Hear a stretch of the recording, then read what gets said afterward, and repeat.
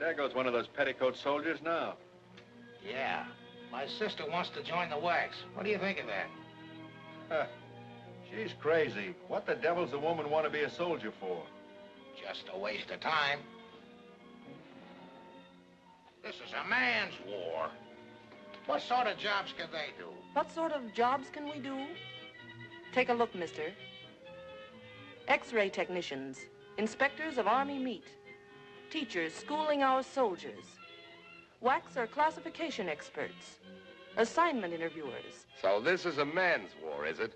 Wax are at work on every sort of Army vehicle, doing every sort of motor transport job, testing walkie-talkies, testing radio tubes. Those are just a few of the jobs they do. There are 239 more. Hey, you two armchair generals on the porch, here's something more for you to think about. Listen. General Eisenhower said, in many jobs, wax do the work of two men. The Army needs and can use all it can get. And listen to the women of the United Nations. They, too, have some ideas on the subject. The English with their calm courage, the stalwart women of heroic Russia, the Canadian and Australian women, the women of China with their undying fortitude, and tens of thousands of American wax. What are their ideas on the subject? Listen. We shall live up to the legends of our fighting men.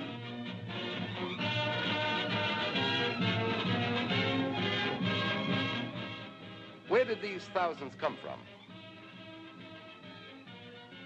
Where will the United States Army get thousands more? Thousands to back up manpower for battle abroad.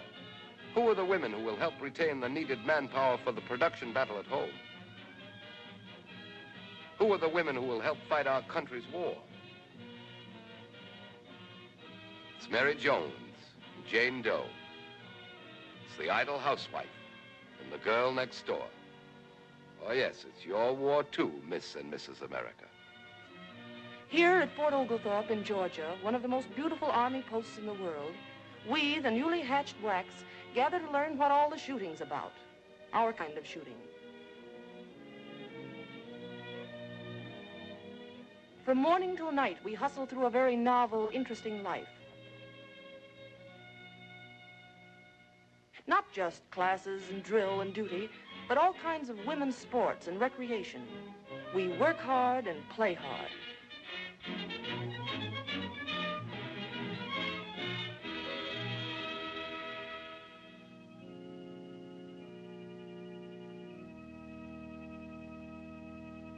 We learn that the Army's privileges as well as its hardships are ours.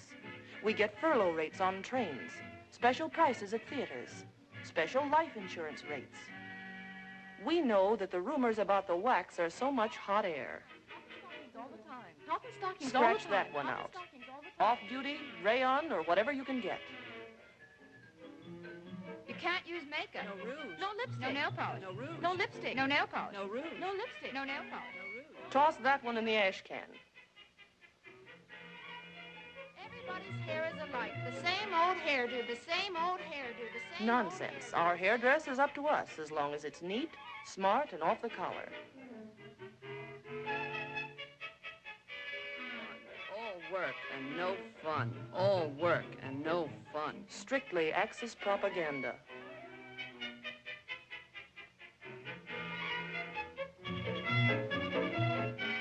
From WAC training centers at Fort Oglethorpe and at Des Moines, WACs go forth to Army posts, camps, specialist schools, air bases, to every part of the United States. Savannah, St. Louis, Newport, Baton Rouge, Seattle, Santa Barbara. To Washington, our nation's capital, come hundreds of WACs, many to be stationed in the famous Pentagon building and attached to the combined chiefs of staff. WACs are entrusted with tasks involving the utmost secrecy. Here, the important work of decoding messages whose information must be carefully guarded and transcribed with perfect accuracy. At Aberdeen Proving Grounds, valuable men have been released for combat duty by WACs, inspecting mammoth tanks, computing ordnance firing tables for the light, accurate American carbines, the carbines that have canceled the effectiveness of many a Nazi and many a Jap. Here, they also check the efficiency of remote control units and make secret ballistic measurements. These are just a few of the important and interesting jobs done by WACs. At air bases here and overseas, women soldiers perform over 25 technical jobs. War jobs now, but civilian careers later on. We are in the machine shop, in the repair shop. We rig the parachute. We guide our flyers home. Altitude 5,000 feet, 5000. Request landing instructions. Mitchell Field Tower to Army 3131. Circle field twice at 3,000 feet.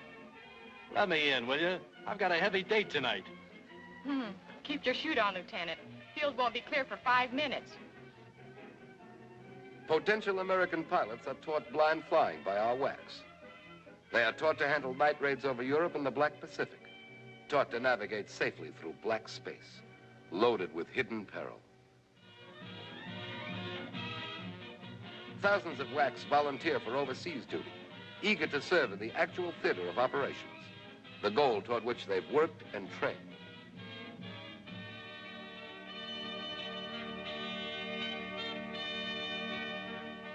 Wherever the American armies will go, WACs may follow.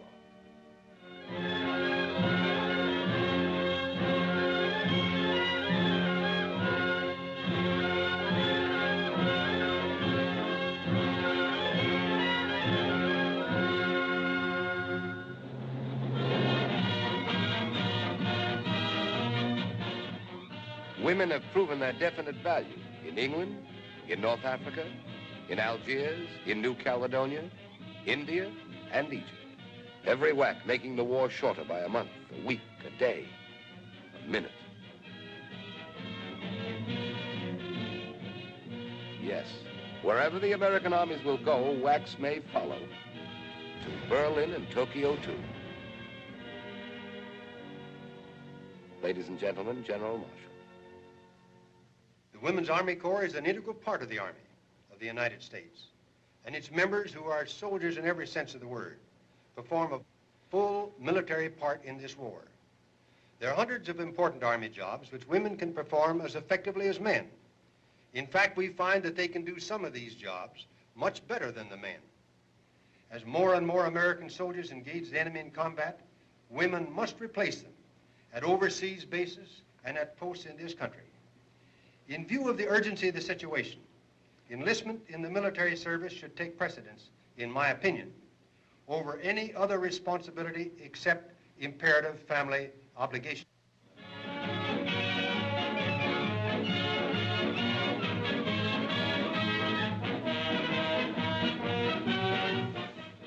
In 1918, we were on the sidelines.